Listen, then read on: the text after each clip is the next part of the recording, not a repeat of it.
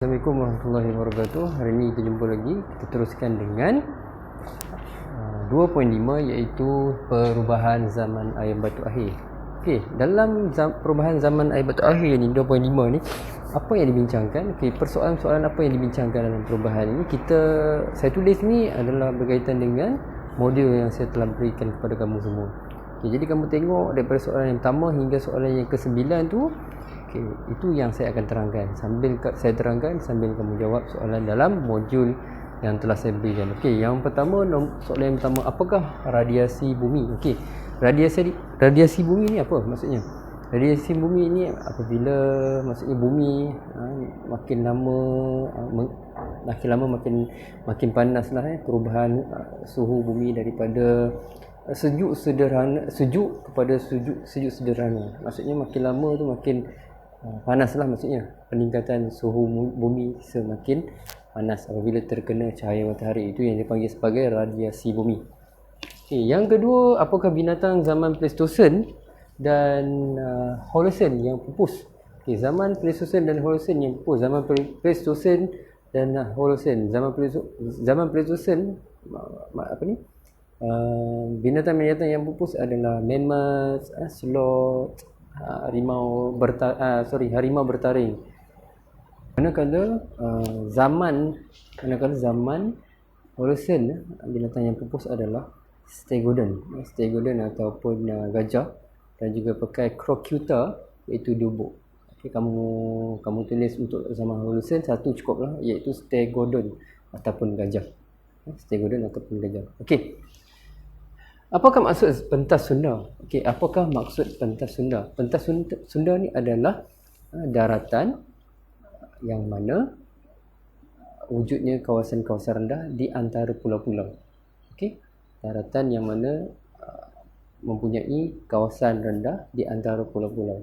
Maksudnya kalau dulu daratan ni orang boleh, dia menghubungkan ke semua negara lah, lebih kurang macam pulau-pulau negara tu pula jadi pulau lah, dipisahkan oleh laut dan sebagainya.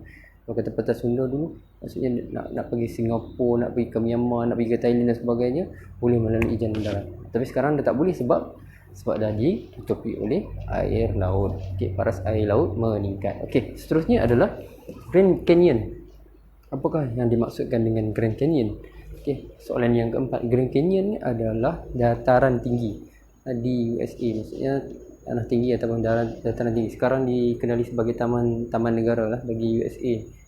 Grand Canyon maksudnya kawasan yang cantik lah, kawasan cantik yang mana di situ merupakan dataran yang tinggi, tanah tinggi yang dipisahkan oleh saliran ataupun sungai.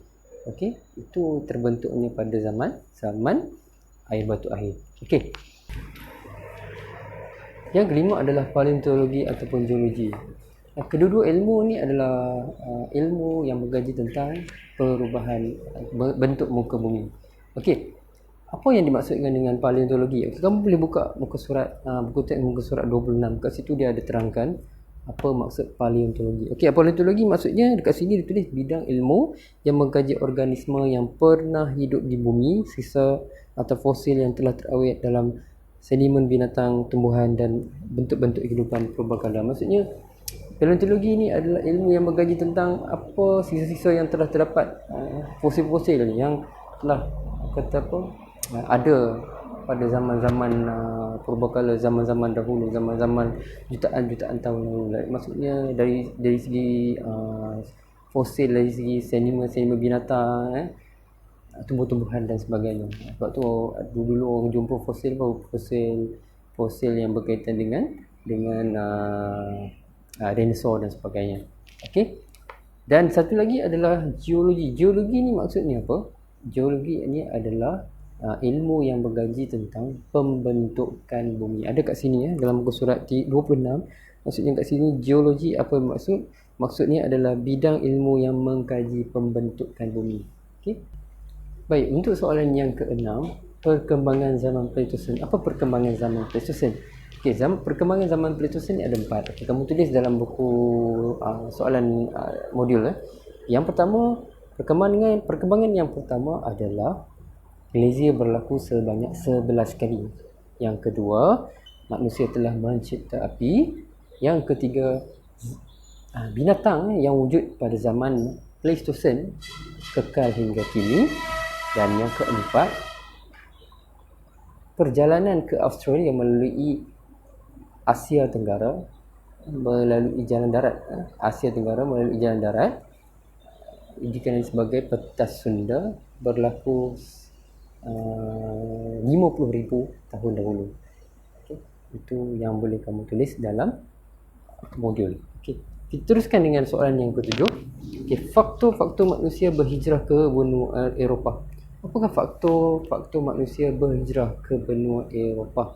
Okay. Pada ketika ini benua Eropah tidak terlalu sejuk yang dikatakan pada zaman air batu. Sebabnya adalah berlakunya perubahan iklim ataupun perubahan suhu dunia, suhu bumi, yang menyebabkan kawasan-kawasan tersebut tidak lagi terlalu sejuk dan berubah kepada cuaca sejuk sederhana, yang menyebabkan manusia yang daripada benua-benua Eropah, benua-benua Afrika yang pada ketika itu sejuk bertukar kepada panas, mereka mula berhijrah ke kawasan yang lebih sejuk, mencari kawasan-kawasan yang lebih sejuk lah, ke benua Eropah. Okey, itu antara faktor yang pertama. Faktornya adalah perubahan suhu bumi. Okey, baik. Soalan yang ke-8 adalah cara dan tujuan mengekalkan kelestarian alam sekitar. Apakah cara dan tujuan mengekalkan alam sekitar? Maksudnya macam mana kita nak menjaga alam sekitar? Okey, saya bagi satu contoh. Kamu boleh cari contoh. Kamu boleh tulis contoh yang sama ataupun kamu boleh cari contoh yang lain pun tak ada masalah. Okey, cara dia yang pertama adalah kita mengurangkan ataupun mengelakkan daripada pembakaran terbuka ataupun penebangan pokok secara haram. Okey, itu cara dia. Tujuan dia adalah apa? Tujuan dia adalah untuk mengekalkan ekosistem bumi, dan untuk menjaga alam sekitar supaya generasi akan datang akan menikmatinya. Itu yang dikatakan cara dan tujuan. Okey, soalan yang terakhir adalah soalan nombor 9. Apakah punca kepupusan haiwan zaman Pleistosen? Apa punca kepupusan haiwan zaman Pleistosen pada zaman akhir batu akik? Okey, sebab apa? Sebab apa boleh berlakunya kepupusan? Sebabnya suhu dunia semakin panas. Itu sebab yang pertama. Suhu dunia semakin panas dan menyebabkan kesukaran untuk binatang-binatang yang hidup pada zaman air batu menyesuaikan diri pada suhu yang panas. Okey, itu antara jawapannya yang kamu boleh tulis dalam soalan nombor 9. Sebenarnya kamu boleh cari sendiri dalam buku teks. Okey, baik. Itu sahaja untuk persoalan-persoalan yang perlu kita tahu, kamu tahu, dalam 2.5, iaitu perubahan zaman air batu akhir. Soalan-soalan ni kamu boleh jawab.